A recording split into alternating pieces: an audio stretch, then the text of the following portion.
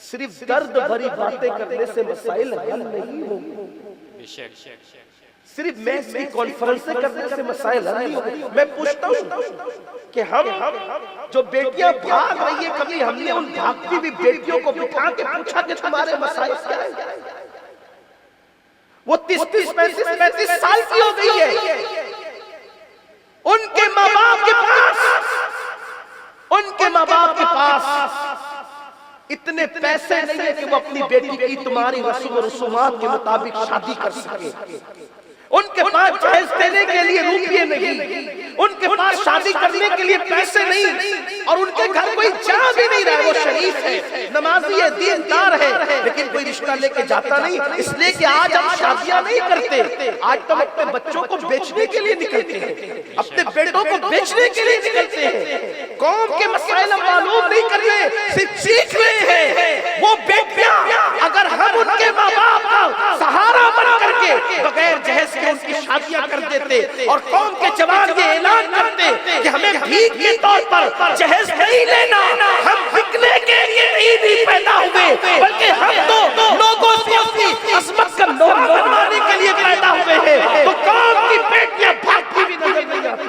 35 سال تک کے پوچھا نہیں اس سے کہ تیرے مسائل کیا ہے؟ ایک 35 اور 40 سال کی نوجوان لڑکی کی راتیں کیسی گزر سکتی ہے، یہ اہل دل محسوس کر سکتے ہیں۔ اس کی کروٹوں کی آنکھوں کا جواب کوئی نہیں بنتا، اور جب وہ بھاگتی ہے تو لوگ واویلا کرتے ہیں۔ یہی تو رونا ہے کہ ہماری قوم کا حال یہ ہے کہ پیر کے عرس میں تو ہم لاکھوں روپے خرچ کر دیں گے، لیکن قوم کی کسی بیٹی کی شادی کے لیے خرچ کرنا ثواب ہے یا نہیں، ہماری اس پر کوئی توجہ ہی نہیں ہے۔ ہم نے یہ ساری چیزوں کو محسوس ہی نہیں کیا۔ ہمارا مسلک جسے اہل سنت و جماعت کہا جاتا ہے، اور اس صدی میں پہچان چلی جس کو مسلک اعلیٰ حضرت کہا جاتا ہے، اس میں یہ ہے کہ کسی پیر کی قبر پر لاکھ روپے کی چادر ڈالنے سے بہتر ہے کہ وہ چادر کسی بیوہ کے سر پہ ڈال دی جائے، اس لیے کہ اگر تم اپنے پیر کو جنتی مانتے ہو، اگر تم اپنے پیر کو جنتی مانتے ہو، تو واللہ یہ 3 لاکھ روپے کی چادر اس جنتی چادر کے بدلے میں کوئی حیثیت نہیں رکھتی۔ جب اس کو جنت کا لباس مل چکا ہے تو میری لاکھ روپے کی چادر کی ضرورت اس قبر کو نہیں ہے، بلکہ اس بیوہ کے پیر کو ہے جو بغیر چادر کے گھوم گھوم گھوم۔ یہ ہمارے مسلک ہے، ہمارے مسلک کی تعلیم ہے۔ ہم نے مسلک کو صحیح طور پر پیش کرنے کی کوشش نہیں کی ہے، یا ہم نے مسلک کو سمجھنے کی کوشش نہیں کی ہے، تجاہل عارفانہ سے ہم نے کام لیا ہے۔ مگر یاد رکھیں، ایک دن تو محشر ہے، ایک دن تو اللہ کی عدالت ہے۔ کب تک غریب بچیوں کے بھاگنے کی داستان بیان کر کر کے قوم کا کے ساتھ بلیک میلنگ کرو گے؟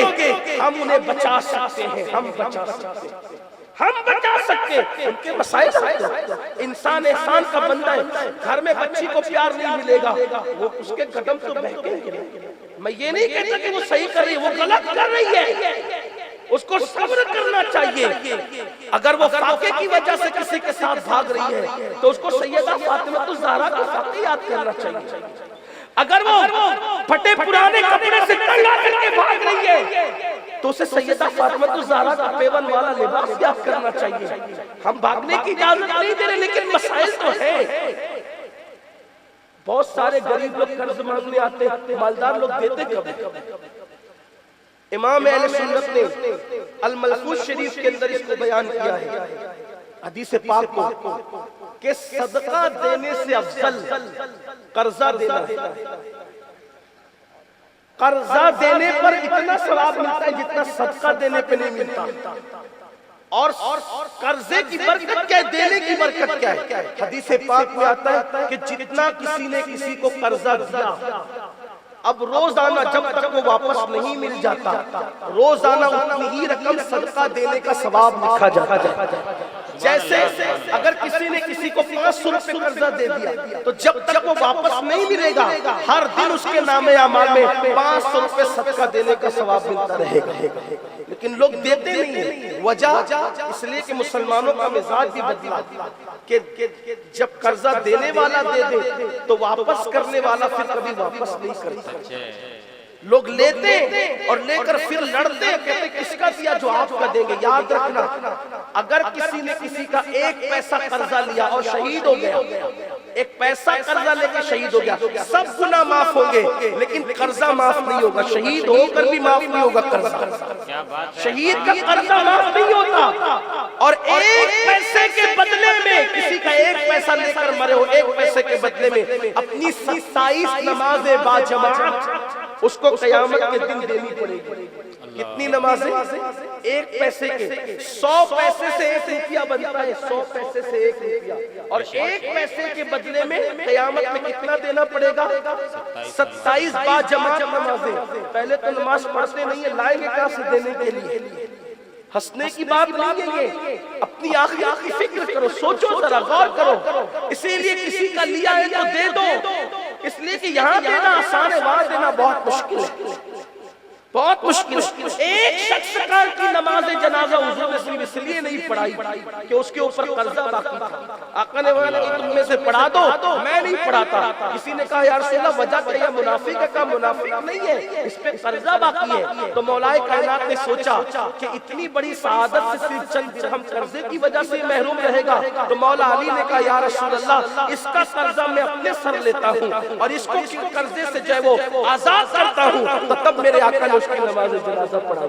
آپ غور فرمائے، ہم کہاں ہیں؟ ہم نے دین کبھی معلوم کرنے کی کوشش نہیں کی، تو بات دور نکلتی عرض کر رہا تھا کہ کفل نے اس لڑکی کو جو لوگوں سے مانگ رہی، اچھا میں تو کہتا ہوں کہ قرضہ دینے کی نوبت بھی نہ آئے، اگر ہم اپنی زکوٰۃ زکوٰۃ پوری صحیح نکالیں۔ اور آپ سے یہ کہتا ہوں کہ اب ہو سکے تو ایک تجویز ہے، آپ اس سے اختلاف بھی کر سکتے ہیں، کیونکہ ہمارا مزاج یہ نہیں ہے کہ جو ہماری فکر سے اختلاف کرے وہ کافر ہو جائے۔ ہم کیا، ہماری اوقات کیا، ہم تو چھوٹے لوگ ہیں، لیکن ایک فکر آپ کو دے رہا ہوں، اپنی زکوٰۃ کے 3 حصے کرو۔ جیسے ہم نے قربانی کے گوشت سے روشنی لی ہے کہ اپنی زکوٰۃ کے 3 حصے کرو۔ ایک حصہ آپ اپنے مدارس کو دو، جہاں دین کا کام ہوتا ہے وہاں دو۔ دوسرا حصہ آپ اپنے رشتہ داروں پہ خرچ کرو، اور تیسرا حصہ آپ جو ہے وہ عام غریب مسلمانوں کو دو، تاکہ غربت کا خاتمہ ہو جائے۔ اگر نظام زکوٰۃ کو صحیح طور پر ہم نے لیا تو حال یہ ہوگا کہ انشاءاللہ غربت کا خاتمہ ہو سکتا ہے، لیکن زکوٰۃ بھی پوری نہیں نکالتے، اس لیے مسائل ہیں۔ تو بہرحال میرے آقا علیہ الصلوۃ والتسلیم کے دیوانوں، ہوا یہ کہ کفل نے اس لڑکی کے دامن میں چند درہم ڈال دیے، جتنی ضرورت تھی اس سے زیادہ ڈال دیا، اور اس لڑکی نے جب تشکر کے انداز میں دیکھا، شکر کے لہجے میں اس کی طرف نظر اٹھائی، تو اس نوجوان نے کہا، کفل نے، اے لڑکی میں نے تجھ پہ جو احسان کیا ہے اس احسان کے بدلے میں تجھ سے کچھ نہیں مانگتا، مجھے سے کچھ نہیں چاہیے، ایک چیز چاہتا ہوں، میرے گھر چل اور میرے گھر چل کر کے میرے پاس بیٹھ کر کچھ باتیں کر لے، مجھے کچھ نہیں چاہیے۔ لڑکی تھی، اس پہ احسان کیا ہوا تھا، اس لیے وہ لڑکی چلنے کے لیے تیار ہو گئی۔ بہت بھیانک معاملہ ہوتا ہے جب کوئی کسی پہ احسان کرے۔ آج مغربی طاقتیں اور اسلام دشمن طاقتیں اربوں روپیہ مسلمانوں کی بیٹیوں کی آبرو کو تار تار کرنے پہ خرچ کر رہی ہیں۔ ان کے منصوبے ہیں مسلمانوں کی بیٹیوں کے شکم میں منکرین اسلام کے بچے پلنے چاہیے۔